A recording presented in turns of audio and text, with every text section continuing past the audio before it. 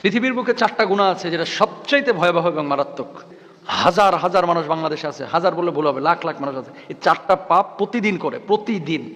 এই 4টা গুনাহের ধারে কাছেও যায় না। কবিরা গুনাহ তো অনেক আছে, তাই না? কিন্তু এই 4টা গুনাহ যদি কেউ করে ও ধ্বংস হবেই হবে। দুনিয়াতে ক্ষতিগ্রস্ত হবে, আর আখিরাতে তো চূড়ান্ত জাহান্নামের সাধন করতেই হবে। কিন্তু এই পাপগুলো খেয়াল করেন তো, কয়টার সাথে আপনি জড়িত একটু মিলান। রাসূল আকরাম সাল্লাল্লাহু আলাইহি ওয়াসাল্লাম, আনাস রাদিয়াল্লাহু তাআলা থেকে বর্ণিত, নবী সাল্লাল্লাহু আলাইহি ওয়াসাল্লাম বলেছেন, কবিরা গুনাহ সমূহের মধ্যে সবচেয়ে ভয়াবহ গুনাহ হচ্ছে 4টি। 1 নাম্বার আল ইশরাকু বিল্লাহ, আল্লাহর সাথে কাউকে শরীক করা। এদেশের মানুষের ধর্মীয় আবেগ বেশি, ধর্মীয় জ্ঞান কম। এই জন্য মানুষ লালনের মাজারে গিয়েও কিন্তু অনেকে জান্নাত খোঁজে।